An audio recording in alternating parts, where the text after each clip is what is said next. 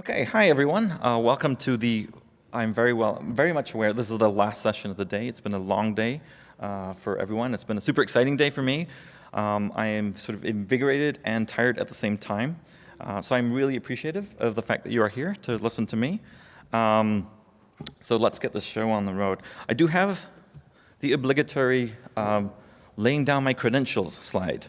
So my name is Jose Zagal. I am Chilean by birth. That explains the flag at the bottom of the slide. I've been teaching game design at the university level since the year 2000. I've taught the Universidad Católica de Chile, which is basically my hometown, my home country. I was at DePaul University for 5 years in Chicago, and I've been at the University of Utah since then. I have a lot of different research interests, but one of the earliest ones I've had, and sort of developed this as part of my PhD work, actually, was this interest in how do we support games education. And you read about some of that work in a variety of papers, but also my first book, Ludoliteracy, which is right there. There's other screenshots of other books, and so on. Okay, so let's skip this one. Enough of that. I'd like to start with I want to call this a non-rhetorical question, even though it is kind of rhetorical, which is this question which drives a lot of what I'm going to talk about today, which is the idea of what makes for a successful games education program. And there's lots of ways we could sort of skin this cat or crack this nut or pick a terrible metaphor. A couple of favorites, if you want.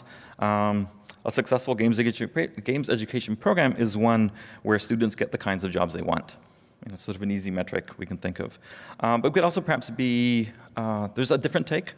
A successful program is one where students flourish as human beings and they're passionate for learning something they're interested in. We can think of this perhaps as a liberal arts perspective, if you want. Or we're successful because we made a lot of money and we were able to get a lot of people to come and pay money to be in our program. If you're in third column right there, screw you. And I think it's important that we recognize that sometimes maybe there's a bit of column A, a bit of column B, and a bit of column C. But for today, let's ignore C. Let's just focus on A and B. So we might ask ourselves, okay, how did this program get to be successful? And maybe the answer is we were able to somehow help students learn things that help them get the jobs or be passionate or whatever it was. And in retrospect, that means that if we created this program, figured out the kinds of things that they should learn. And often it's often the case that this question turns into the following questions. We ask ourselves as educators, as academics, what should we teach and where and when should it go in our curriculum, in our program? And sometimes that looks like a diagram and we have different courses and they're structured and they're organized and we think that you should take A before B and B before C, and in order to take C you need to make sure to have done D and so on. And then we also sort of drill down into the specific courses and we talk about learning objectives and what do you want students to accomplish from this and so on. And once we're at this level, we have a third question perhaps, which is how do or should we teach X? And you sort of fill in the blank with whatever it is that you're interested about. And actually, the Games Educator Summit is one of my favorite places and moments and venues to learn a lot and really think about and chew on and understand what other people are doing as relates to this question, how should we teach X? For this year's Education Summit, for example, we've had these 3 sessions, and then there was these 3 additional sessions, and then 3 more, and there's another one too. And I'm not in any way, shape, or form trying to say this is a bad thing. This is fantastic. This is great. This is what makes this valuable for me. Is kind of hearing about how other people tackle design and different approaches and so on. That really challenges my thinking, my teaching, and so on. But the question of how should we or how do we teach X is, I'm going to call it a narrow focus. And wherever there's a narrow focus is also a broad focus. And the broad focus is often questions about program level things. How do we run a program? How do we create a program? And so on. And hey, the Educator Summit has also got you covered for these kinds of questions. We've had these 4 sessions, at least. And this is just for me, like looking at the descriptions and so on. So if this is one of your sessions, you're like, well, I disagree with how you characterize it. I am wrong. You are right. Okay. So let's go back to this question. And I'm going to say, you know what? Okay, there's this narrow focus. What do we do in courses? How do we teach this? Broad focus, how do we run this program? How do we structure a program? And so on. But there's another narrow focus. And I don't know what the question is before that. So I just that's my little placeholder. And I changed the font so it looks like different and fancier. And If you go back to this picture of the curriculum structure and the courses, there's a whole bunch of other questions that we should be asking ourselves. What happens in between? What happens outside of? What happens adjacent to our coursework? And what are all these things doing that lead to our program or our, what we are providing students or helping them with being successful? Okay. And so I'm a scholar, and I said, well, I like this question, like what are we doing, what's happening in between the cracks and the spaces and so on. So I'm doing a study, and as I learned in grad school, when you do a study, you need to have a research question. And so here's mine. What kinds of support systems, initiatives do game programs use to help their students outside of class? And the outside of class part is important because I want to look at the things that are not exactly inside the curriculum. But I also want to be specific to, or answer this question in terms that are specific to a game program, okay? There are tons of things that happen in a university context that help students become successful, but which ones are people doing or practicing or trying to make effective or put into place for that game program? And by specific, I don't mean unique to games, right? Rather, I mean in our program, like our university didn't have a way to do this or didn't support this, and so we created our own thing, whatever that might be. So the goals for today, and I guess this work in general, because it's ongoing, is first of all, I think it's important to start thinking about best practices and what these could look like outside of specific courses, and maybe this is baby steps, and I'm definitely not the first person to take these baby steps. I think it's important to understand the impact that these practices might have, obviously within the context of their own institutions and their own programs, their own kinds of students, and so on. And I think the third point is perhaps, let's call this one a reminder. Our student success also depends significantly on the things that are happening outside of class. And we need to remind ourselves of this, because often in the case, perhaps we focus too much on what's happening in the classroom, in the lab, in the studio, and so on. If you're interested in this question, prior viewing material in 2014 at this very venue, Mia Consalvo and Roger Altizer gave a talk about basically things that you should be doing outside the classroom as a game program. So this is sort of complementary to the work that they did back then. It's a study, so there's a method slide. Here you go. I'm doing an interview study. I've theoretically sampled my participants. It's not a representative sample. I'm trying to get broader coverage, not representation, and not statistical representation, if you want. So far, I've had the pleasure to talk to 8 participants. I've audio-recorded the interviews, and they've also been transcribed, and I've been doing thematic analysis on the transcripts. And this study is IRB approved. For those of you who have strong positive feelings about your IRB, this is like, I got that seal.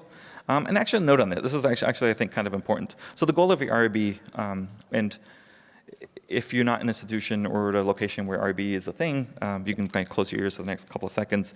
IRBs are about protecting participants from harm. And often in this kind of work, what we do is anonymize. So I'm going to say participant A said, oh, I hate my boss because he's stupid. And we would do that because we want to protect this person from potentially getting fired or suffer repercussions for their comments that are sort of given to you in earnest. But sometimes it's the case where participants actually have a reason to be proud or recognized for their work, for their contributions. And so in that case, it seems kind of unfair to say, well, participant A at University C did this really, really cool thing. Let me tell you all about it. And them not being able to say, yeah, we did this really cool thing. And yeah, I'd like the credit. That will help me somehow. And so for my study, participants actually had the option to not be anonymized if they wanted to, and also have their institutions not be anonymized if they wanted to. And what that means in practice is I will often be using real names and real institutions, and so that you don't freak out, I'm doing this with permission from both the participants and also from the IRB. Okay. I swear this is the last caveat slide. This is a broad survey. I'm trying to see what kinds of things are people doing outside of their classes, and so I want to get this sort of broadest sense possible. Okay. I'm not looking at how common are these things. I'm also not looking at how effective are they. My assumption, my basic assumption is if you're doing it at your institution, you're a smart person, I trust you when you tell me that you think is it effective. And that's good enough for me for this stage, right? At some point you might have to look in the future and say, well, I wonder how game jams are actually helpful in a university setting, and we could do further research to try to answer those questions. And obviously the context and the details matter, so I can't just take this thing that is happening here and assume that it'll work the same way in another institution. Okay. So preliminary results. Let's go into the meat. I divided the things that are being done into four broad categories: community, professional identity, broaden experience, and industry relations. So theme number 1. These basically are all initiatives that were designed to strengthen the sense of belonging and community within a program. They also offer opportunities for students to learn and practice the values of a program or of that institution as well. So I'm kind of seeing, or getting reports that are doing both of those things. So number 1, student groups. A lot of programs have significant efforts to support student groups in their own activities. These efforts often take the form of funding. Sometimes it's just like pizza money. Sometimes it's more than that. Access to space, admin support. So, hey, we need to photocopy some flyers, and can you help? Yes, you can do that here. Talk to so-and-so. I think an interesting thing here is that student groups is plural. There's a diversity of different kinds of student groups that are being supported, and I think there's good reasons to support all of them if your local student community has that interest. So there's fan groups. Hey, it's the Legend of Zelda fan club, and that is great. Students groups dedicated to development. They want to practice and hone their skills using Unity or Unreal. Study or tutoring groups, playtesting groups, where they sort of provide a venue for other students to get their games playtested or playtest each other's games, esports, advocacy and diversity, and so on and so forth. There are also initiatives that are about connecting, creating opportunities for students to meet each other, but also get to know and meet the faculty. I think my favorite one in this is an institution where they have these casual lunch meetings, which happen once a month, and it's a bring your own lunch kind of affair. And the idea is, here's a space where faculty are just going to sit there and have lunch, and students can sort of come in and chit-chat and talk. There's no agenda, there's no purpose. This is just about, hey, students, your faculty are also human beings, and they might want to talk about things that aren't necessarily tied to class, and they might also want to get to know you better. There's initiatives that have to do with informing. These are often about creating and maintaining channels of communication between the programs and others, or sometimes internally. If your program does newsletters, this would be that sort of thing. Oftentimes newsletters go to students, but they often go to alumni. And the last two I think are kind of interesting, and we don't do these at the University of Utah, which are State of the Union meetings or town hall gatherings. So Samuel Tobin at Fitchburg State University talked to me about the town hall and State of the Union meetings that they do. He describes them basically saying, look, our goal here is just to tell people what is going on with the program. And we found that it was really hard for us to know that people understood what was going on, what new classes were we planning, there was a new space that we might be coming into and what we were going to do there. They also talk about how some classes might run. Sometimes students have a lot of ideas about how a thing should work, which is different from how it actually runs, or maybe they assume that because it ran last time this way, it'll run the same time this way. I think really interesting here is they also open up to the audience, and they make sure they take questions from the students where they get to sort of voice concerns and address issues that are sort of really interesting or important to them. Sam describes it can get contentious, and it's pretty exciting. In this sense, it makes it very real, okay? It's demonstrating that everyone is sort of really invested in let's try to chew on these things. They're not about, let's solve this problem necessarily, but let's actually have a space where we can talk about it and we can understand if there are grievances or if there are concerns, or how are we addressing diversity in the faculty? Well, let us tell you what we're trying to do, okay?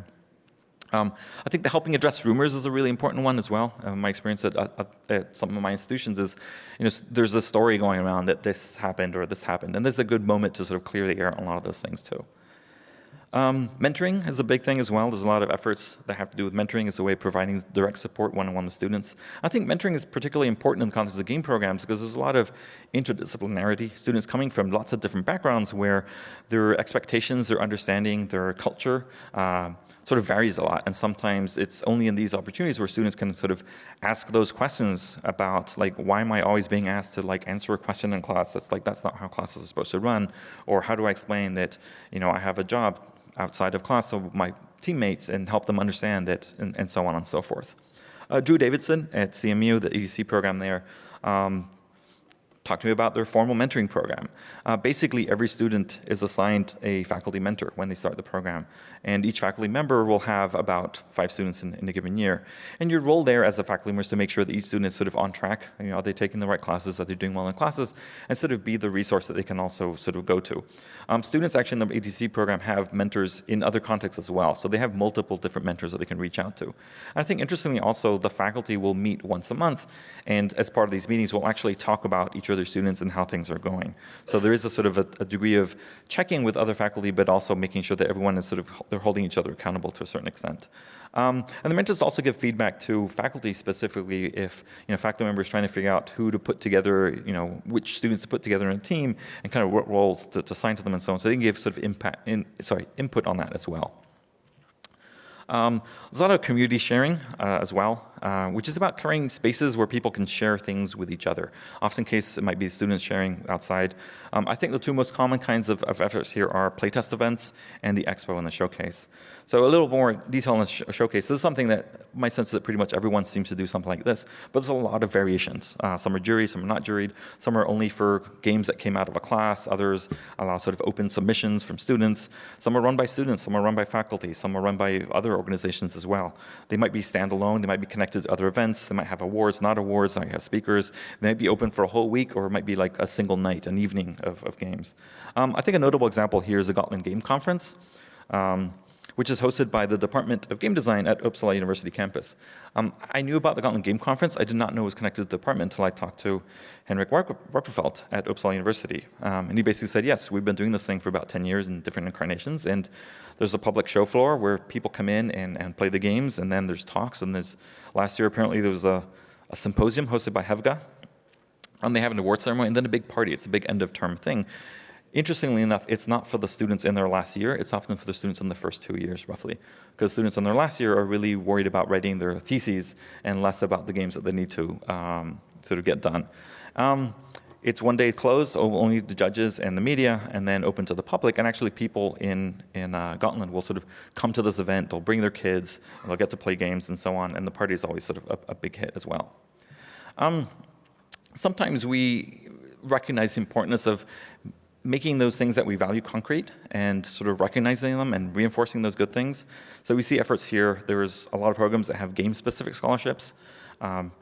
Most scholarships for games tend to fall into one of these three types. They're diversity scholarships, so designed to either attract a diverse or a more diverse kind of student. They're often about academic achievement, and we're also seeing more recently esports-related scholarships. But there's also programs that have sort of student awards and recognitions as well, as a way of saying, like, yes, as a student, you sort of embody the values that we might have. Maybe you're the great collaborator, maybe you got really good grades, maybe it's a combination of all those things. A lot of game programs also have dedicated space for their students, and here, important to know, this is dedicated space that is not class-related. So this isn't a lab where you also teach classes that then students get to hang out. This is a space that's only for game students and that's special for them, that they can use to socialize or play or study.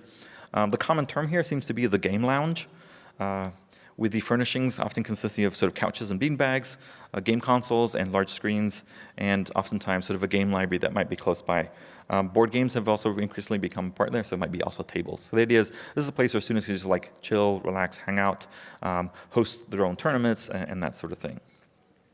Okay, let's move on to theme 2, professional identity.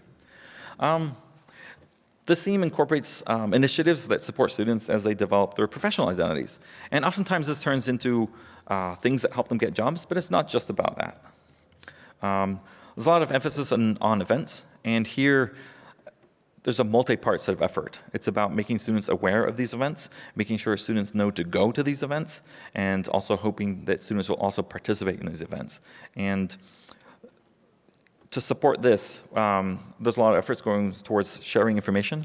So there might be a person who puts together a mailing list, letting people know, hey, there's this festival coming up, this event. These are the deadlines to submit. These are the deadlines to buy your tickets, the early bird tickets, and so on. A lot of programs have travel support schemes that provide stipends or money for students to be able to afford to go to some of these events. In some cases, we're even seeing programs where they'll either sponsor an event themselves or host it or co-host it with someone else. And also efforts towards helping students with submissions to them as well. Alan Fowler at Kennesaw State University talks about how his program supports a SIEGE conference that happens in Georgia. And he describes it as sort of as a GDC sort of event, so there's speakers and so on. And they sponsor it basically because it's a way to make sure that they can get passes that they can then sort of twist students' arms into using and going to the event. They also try to encourage their students to take their games and show them as well.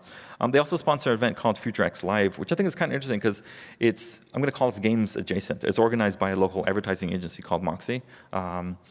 and it's mostly about AR and VR. But again, it's a sort of a slightly different space where certain students, based on their interests and their skill sets, they might find that more valuable or productive than going, let's say, to a straight game kind of event. So I think it's on us as faculty to identify those events that might be useful or helpful for students, and also look slightly further abroad than just it needs to be about games or it needs to be about fan culture, for example. There's a lot of work in helping students with interviews and internship preparations and helping them understand what the expectations are, what kinds of things HR departments are looking for, how to sell themselves and position themselves, and so on. So these efforts often take the place of, again, collecting and disseminating information, so centralized repositories or mailing lists that will let people know when such a company has posted internship opportunities, and so on. There's also formal processes in a lot of these places for doing CV reviews for students, portfolio reviews, and even mock interviews. In some cases, a lot of these things are coordinated by a staff person who is hired, whose exclusive job responsibility is to handle all of these kinds of efforts. And sometimes these also include industry visits. So Activision will send a couple of people out to their school and sort of need to manage this. What are they going to do while they're there? Are they going to interview people? Is it mock interviews? Are they going to give a talk? And so on and so forth. José Luis Soler from Florida Universitaria talks about how they run their portfolio week. In their case, students go through a panel of people. And what's helpful for the students here is that they're getting feedback on the specific areas of concentration that they might be working on. So if you're a 3D modeler, you're going to get feedback on 3D modeling, not on the texturing or the rigging or anything else. And they found that it was really useful to get students to give them that extra nudge into getting their portfolios sort of industry ready or interview ready by, in this case, requiring them to go through this portfolio week, even though it's not evaluated or graded or plays sort of no actual role in their final assessment. But that sort of push for students to know that there will be industry professionals that were going to be reviewing their portfolios, so it gave that nudge to do that extra work they need to do. Theme number 3, broaden experience. Here, I'm going to talk about opportunities that we try to give students so that they can practice and develop skills that maybe don't quite fit into regular classes. Maybe they're significant enough to include as part of a big class, or maybe in some cases they might be as a way of bringing students up to speed on some skills that they might not have picked up in an undergraduate degree, for example. Or sometimes even about strengthening skills they might already have, giving them additional opportunities to practice. Assistantships is probably the most common here, and I'm sure pretty much everyone in the room is familiar with this idea of, sometimes you get a job on campus, maybe it's teaching, maybe it's grading, maybe it's doing research or participating as a research assistant on some faculty project. So I won't spend too much time on that. But game jams, I think, are an interesting one too, and I hope I don't need to explain what So a game jam is basically an event where people make a game in a really short period of time. They're very popular on campus. The Global Game Jam is perhaps the game jam that is most popular amongst all of them as they happen in school. And like with the expos and showcases, lots of variation, both in how long they last, what the themes might be, what the rules are, and so on. And so I think it's interesting to think of how we could tailor, or how your program could tailor specific game jam constraints in order to address perhaps certain weaknesses or shortfalls that you think your program might be having. Maybe it's ideation, and so maybe a game jam focused just on ideation might be a good thing to consider. There's lots of research on game jams and their value in education. Just this weekend was the International Conference on Game Jams in the city. I don't know exactly where, but there's a website. You can look it up. They've done them a couple years now in a row.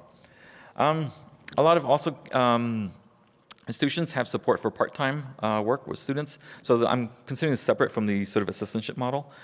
Sometimes it's about co-ops and work-study opportunities, so allowing students to work part-time at a game company while also doing their coursework. But a lot of programs have also gone a step further, where they've developed close relationships with the local studio, where they sort of managed to somehow arrange it such that that studio will always take 4 students at the beginning of every term to work on things that they need doing. And so I'm going to call these sort of guaranteed internships.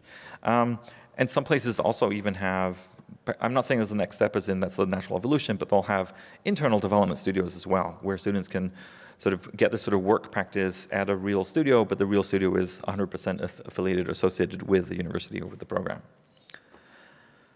Workshops, another common thing I'm seeing a lot of. I'm going to call these sort of narrowly focused teaching learning experiences. Again, designed to teach a really specific subset of things.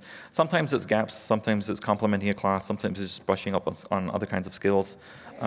Jessica Hammer, again at ETC, the Carnegie Mellon University, basically describes their program saying, yeah, we run all kinds of workshops. They have the festival competition workshop, the branding one, the playtesting, the production, and so on and so forth. And the important thing is not all workshops are for all students, and that's okay, and many of them are optional. And so it's really about providing opportunities for the students and recognizing what holes you might need to plug. In the terms of the festival competition workshop, which I was really interested in, she talks about how, yes, we help students navigate the process of submitting your thing to a festival or submitting your thing to a conference. And we have exemplars and templates that students can understand, like, what did a prior entrant do? What did they describe? How did they describe it? And how can I replicate that for my game? And I think the point here is supporting students and helping them understand how they can get the kind of attention they want and the credibility they want in these contexts, right? Understanding that speaking to a certain audience is different than, speaking to your peers in a classroom and so on, and how much that matters, right? Speaker series are also a very popular kind of thing. I'm going to call these sort of regular talks that are sort of organized and consist of inviting guests and faculty to talk about a variety of topics. For lecture series, what seems to be done most often is consistency really matters. So the odd talk every now and then doesn't really qualify as a series in the sense that students won't perceive it as a thing that is happening and that I sort of need to be aware of. There's often a mix between industry speakers and academic speakers. And alumni are actually really a valuable source that a lot of programs are sort of tapping into. So realizing, hey, we can bring someone who graduated 4 years ago, is working at a company that everyone else is really excited. They can come in and give a talk. We're strengthening the relationship between us, the program, and our alumni, but also the students get to see an alumni who is sort of on the other side of that tunnel and say, yes, I too could get that job, and this person might help me kind of understand what it will take for me to get there. In this sense, the lecture series tend to try to address lots of different goals. There's learning, there's a motivation, there's sort of inspiring, there's a networking aspect, and even the PR, helping your students understand how to approach a speaker and why you might want to do so, and how do you make that connection and ask for their card or ask for the email, and following up after the speaker's left, and so on and so forth. A lot of programs have study and field trips, and this is separate from sort of formal study abroad programs or courses that are about basically traveling someplace else. These are about basically visiting oftentimes off-campus locations just to see things differently or gain access to things. Like I said, it's not always as a class, though Japan is very popular in a lot of programs. A lot of studio visits. So let's take a field trip and go visit the local indie studio or the local not so indie studio. But also play spaces. And I'm calling it play spaces places where games matter and games are important, but let's look at them from this perhaps a different context or different perspective. So stadiums, arcades, so on and so forth. Hannah Verman talks about what they're doing in the Hong Kong Polytechnic University, where they basically have a lot of field trips, regular field trips out to interactive art exhibitions and festivals and esports events and esports bars and so on, and how much students appreciate from understanding how games are played or talked about or discussed in these different contexts. Theme number 4, industry relationships. These are systems that are designed primarily to strengthen the connection between a program and the outside industry. The idea is that if that connection is strong, then maybe students can get jobs, they can get internships, there might be teaching opportunities, we might find people who might come in and teach a class for us. We might also be able to better develop our curriculum. The advisory board, I think, is a common term here. This idea of a group of industry professionals that the program can consult with or refer to or ask questions of. 5 to 7 members seems to be sort of the ideal mix and the ideal size, with a mix of sort of local and non-local and AAA and indie and sort of developer and publisher. The idea is to have a nice diverse mix so that you can actually get a diversity of answers to the questions you might ask of them. They tend to meet only once or twice a year, a lot of times in person, but sometimes done over sort of Skype and e-meeting. A lot of institutions have basically grabbed the bull by the horns and said, well, screw it. Well, if we can't go to the industry, we'll bring the industry to us. And so we'll host our own IGDA meetings of the chapter. We'll provide the space, we have access to that, and we'll have the devs come here, and then our students will also be there, and then magic things will happen. This also goes to looking at industry as through the lens of our alumni, right? And how do we make sure that our alumni can also maintain contact with each other, but also sort of remember that where they came from, and hopefully if they make $1 trillion, they can donate 1 million, and we can put their name on a building, because that would be so cool. There's the notion of the industry sabbatical. I hadn't heard about this, and I thought it was super interesting, which is the idea of someone in industry taking a sabbatical like leaving industry for a short period of time to come to academia. Not necessarily to teach, but to sort of be there and work on some project and sort of be in residence. Susan Gold talks about how at one of the programs that she's worked at, they have these short-term sabbaticals. So they don't necessarily need to stick to the sort of the academic calendar. You can have someone come in for 2 months, and you'll pay them a stipend, and you basically say, this is the minimum bar. You should be around in your office. We'll give you an office. You need to be here this many hours, and you need to come to this event or that event, and that's it. Other than that, just like work on your project and be cool. We're super excited. The idea is that you could work on something, you could invite students. So maybe, hey, you know what? You're working on this cool little indie project that you want to get out there. Why don't you just talk to a bunch of students and then come in and play test your game for you? And why don't you also participate on some, on the other side, giving students critique and feedback on their own projects too. So I'm short of time, so let's wrap up. As a reminder, learning does not happen in isolation. And perhaps more important than the courses themselves are the context in which everything exists, sort of all that soup. And so this long laundry list of things that I've sort of described as programs doing, I'm going to call that the soup. And that sort of holds everything together. And it might be the fact that these things are maybe what really matter. Maybe that's where the key to the success is. And maybe it's not one of these things individually, but maybe it's that soup that's going on. There's a lot of work that'll be done. Personally, I'm still collecting data, so if you'd like to participate in my study, which basically means I will interview you, but you first need to give consent, just shoot me an email. I'm more than happy. I'm not sure at this point that I have coverage. I'm sure there's some of you out there saying, well, we do this thing, and you didn't mention that, so I'd love to hear what you're doing. But also we need to better understand the nuances that some of these things have, right? So I said game jams, like there's this monolithic entity where they're all kind of the same, even if there's different flavors. But that's obviously not quite true, and I think we need to start chewing deeper into some of these. And also I think we also need to study the actual effectiveness. Maybe we should give up on game jams, or maybe we should give up on mock interviews because they're just not as effective, not worth the time and the effort. Or maybe I'm wrong, I don't know. I'd like to thank all my participants, the anonymous ones, the not anonymous ones, very much. And I'd also like to thank you for you've been an excellent audience. Thank you very much.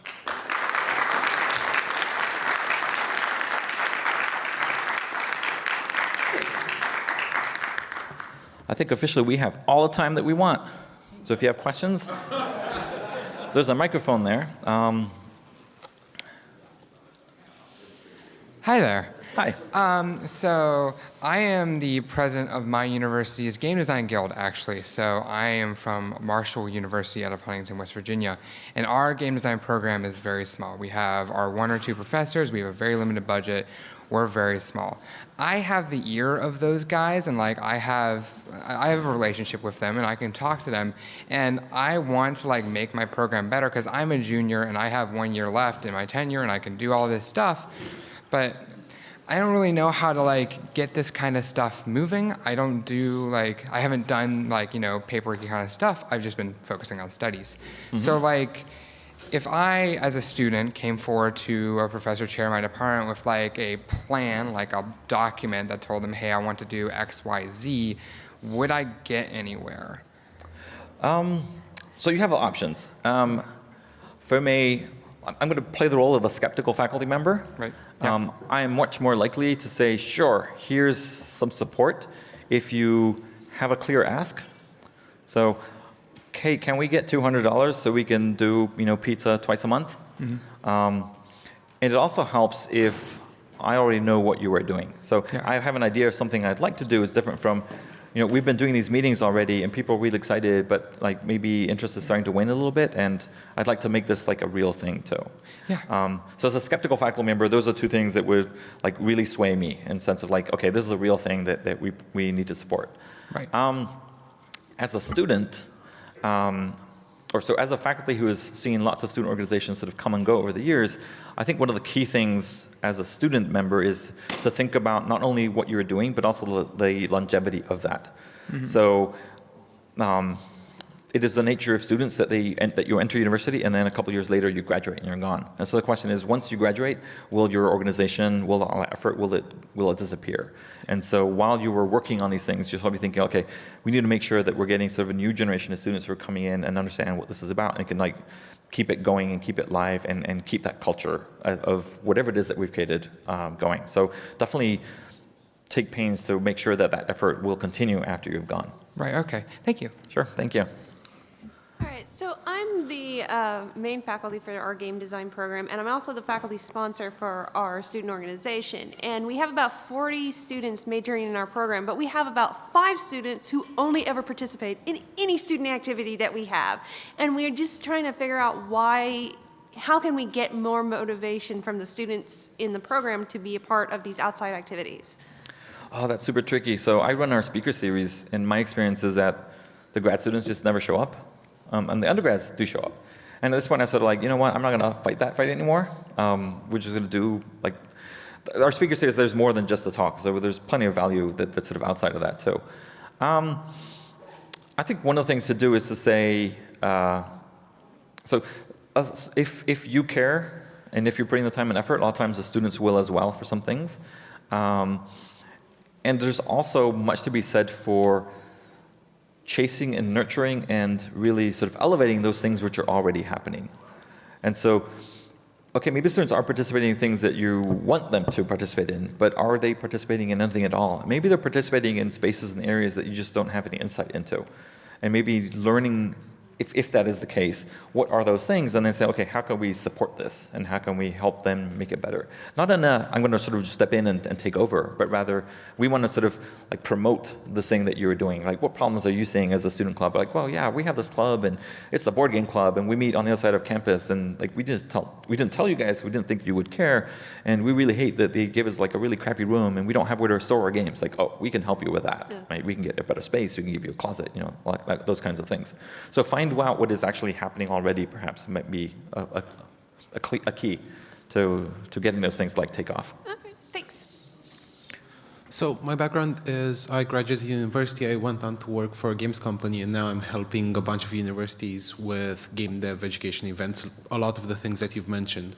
One of the challenges that we found are specifically related to universities which are in rural areas, where maybe they have 60 students throughout the whole 3 years of the program. How did you see those types of universities being able to create events where maybe it takes 4 hours for somebody from the nearest game studio to actually drive there? So how do you see tackling that challenge? So it's 3 different things, I think. One is sometimes you just have to bite the bullet. Sometimes you just have to say, okay, getting this person to come out and visit is going to be this much extra effort, and so let's plan something such that we can make it worthwhile for them to come out and spend, you know, rather than 2 hours at our place, you know, an hour giving a talk and then chatting with some students, like let's make it a whole day thing. Maybe there's some ways we can incentivize that, you know, pay them a stipend or, you know, or add you know, if it's a nice location, add something else to that. So that's one option. Which is basically sort of like this is our reality, and we're just going to have to go with it. There's a lot of value to just saying, to basically going off a little virtual as well. So an in-person speaker, in my opinion, is always much better than a virtual one, but that doesn't mean that there's no value in a virtual speaker.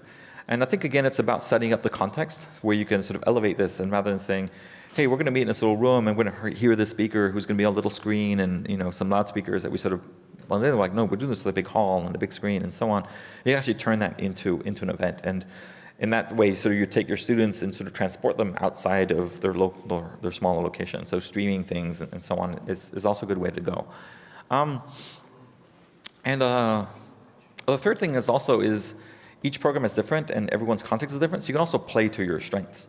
And look around on campus and see what other things might be going, where maybe there's a really cool theater, interactive, weird theater thing happening, and maybe that's a thing that you could sort of spend effort and time and sort of strengthen as well too. So what are your strengths, and are you doing enough with those strengths is always a question I think is interesting to ask. Okay, thank you. Well, I have a simple question. In any type of studies or groups, you have some people are problematic with the example of they want to create something, but they don't put the effort to make that. Example, oh, you say something? Oh, sorry. I have a student, I am a teacher in university, I have a student, so they want to create something, but they don't put the effort to that. Example, they have to make 2D sprites for the next week, but they are prefer to play or don't put the attention in the class. So I have that problem. How you confront that situation? So in the context of a class, Or some in groups or stuff like your position. So one of the reasons why there's such a long list is obviously because I talk to a lot of people, but also not everything will be for everyone. And so I don't think it's realistic to say, hey, we're going to make a playtest club and everybody needs to be in it. And so allowing students to self-select into the things that they are interested in and allow then that whatever that thing is to grow and create its own community, its own sort of microculture is perhaps more valuable, right, than sort of forcing people like, no, you need to do the playtest club, or you need to do one of these 3 clubs, or you need to do, go to these lectures and so on and so forth. I think it's also, so I'm going to answer a different question than I think you're asking, because I think it's something we don't often talk about, which is I think sometimes it is fine for students to fail out of a class and to fail at an assignment for just not doing the work. Not every student is or should be a game student. And I think one of the nice things, hopefully, about secondary education is that it's an opportunity for you to also learn that for yourself. I think it was Brendan earlier who was talking about this idea, like, I get a lot of students who are studying games because they love to play games, and part of their process is perhaps learning that maybe I shouldn't be or trying to get into the industry of making games when all I really love is just playing them, and then I just try to figure out what I want to do for myself as well. Okay, thank you. Okay. Well, okay, there's nobody else. So thank you very much. That's the end of the summit. Until next year. Woo! Let's have a round of applause for the summit organizers. May I ask the last question? Last Oh. one. Last one. Oh, last one. I didn't came in on time. I mixed something. Do you have experience bringing students to the game shows? Yes. So by game shows, you mean like, for example, like GDC? Not GDC, just the Tokyo Game Show, Cologne Game Show, E3, that kind of game show. Yes. So at the University of Utah, we have sent students to E3. I don't think we sent anybody to Tokyo Game Show. PAX, we sent a lot of students to PAX. Well, for a lot of them, what we try to do is to provide sort of financial support. Financial support, okay. Not necessarily 100%. And that's the interesting thing. Sometimes you say, well, if we don't give them all the money, then they won't go. Sometimes very little money is enough for them to say, okay, if the university is willing to give me $100, then I'm willing to spend $900 to go do this thing.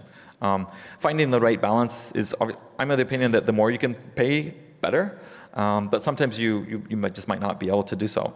And a lot of times you can let the students are rational people, and they can make their own decisions. Right, so you can say, look, this is what we can offer, and then the team can decide, okay, we're a team of 8, and with this money, should we send 1 person? Should we send 2? Should we all try to go? And how do we figure that out? And it takes a lot of coaching beforehand to them to understand how they should behave, what kinds of things they should focus on, how they can get the most benefit out of that experience too. Do they need to do the report after they attending the game show? Submit the report. Personally, I don't think those are particularly useful. And what I find more useful than a report, like to me, the faculty, is I want you guys to, give a talk in a class, maybe a 20-minute presentation about what you learned at this event and things. So speak to your fellow students. I think those tend to be much more valuable, both for them, because they kind of need to think about, okay, what did I learn about this? But then also the audience is different. The audience is their fellow students, and they're learning like, oh man, I really want to go to PAX next year because that sounded like super interesting. And then then that sort of feeds itself, right? The students in the audience think like, okay, what do I need to do so that next year I'm in the same position that they are? So reports to faculty, I think, are not that as effective. Okay, thank you. Thank Sure. you. Thank you. Okay, now I think we're done. Okay. Woo!